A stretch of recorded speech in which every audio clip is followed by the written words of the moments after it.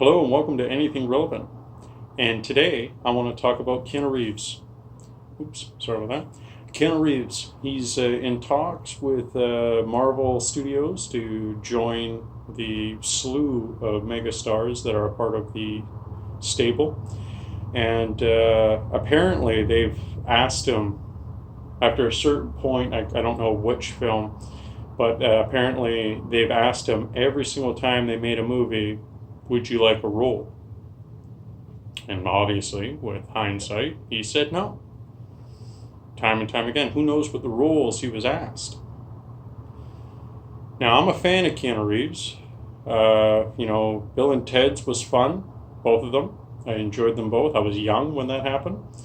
But then he did Point Break. Became a really big fan. And then after that, Speed. And then The Matrix, and then a slew of all these rom-coms, and you name it. But the standout for me, and there's one major role and one very minor role that made me feel like, oh, we're going to get some really good stuff down the road from Keanu Reeves. And that was when he played in Devil's Advocate, playing a lawyer.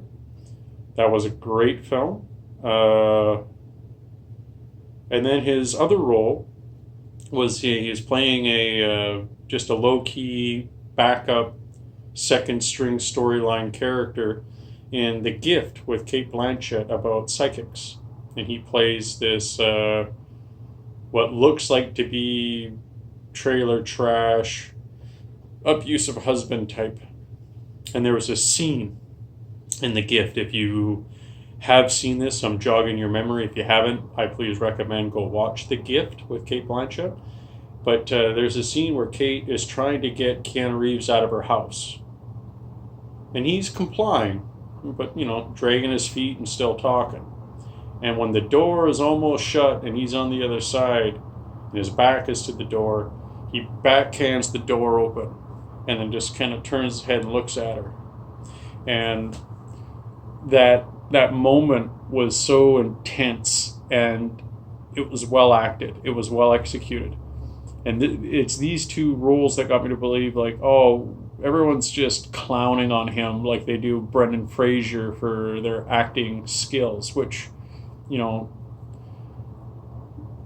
they just haven't had the role yet. And that's how I felt about Keanu Reeves. He got those two roles, and it's like writers and directors weren't ready or knowing what to do with this talent. And it goes that way with a lot of actors. You think about the actors that got really prolific in their career, and you see that a writer-director combo or same person realized what they had, and they were able to make it a phenomenal film with it. Like back in the 70s and 80s and early 90s, like who was ruling? It was Clint Eastwood, it was Tom Cruise, Tom Hanks, Al Pacino, Robert De Niro. All these megastar, hyper-masculine type of guys were in their heyday with the proper talent behind the camera to get what they needed out of these actors. And every now and again you'd get these rarities that would happen. But now, with where we are currently in 2019, with the appetite that we have for entertainment, it's not the same.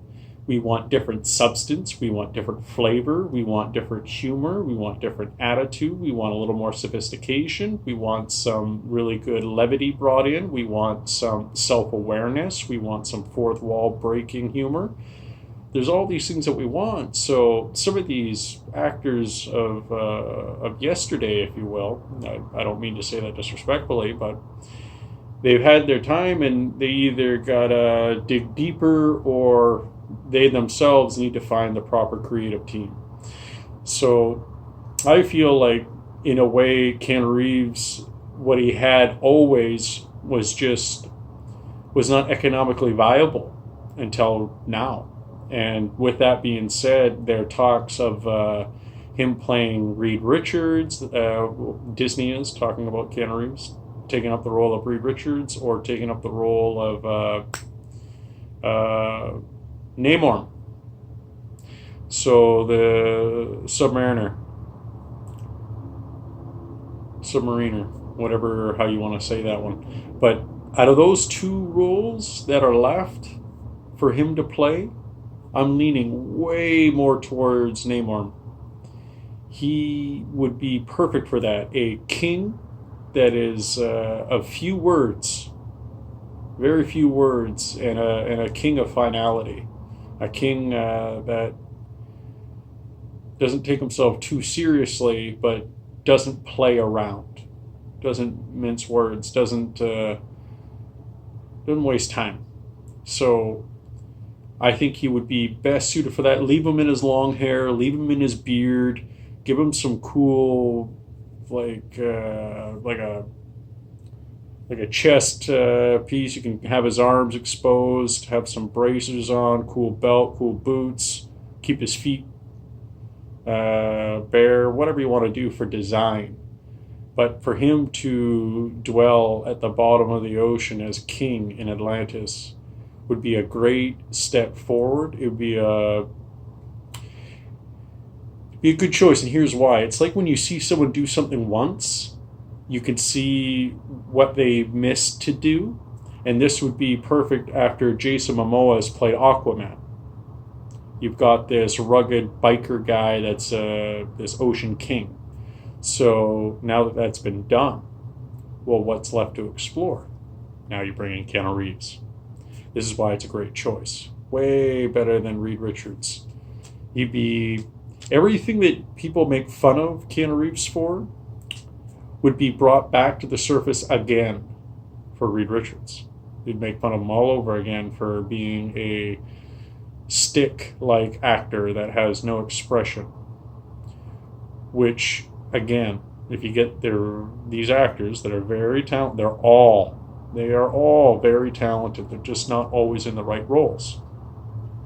You don't get it's like in sports, you don't get people on in a team to play different positions that they're just not meant for. If they're not fast, they can't do that fast position. If they're not strong and able to repel people, then they're not for that position either.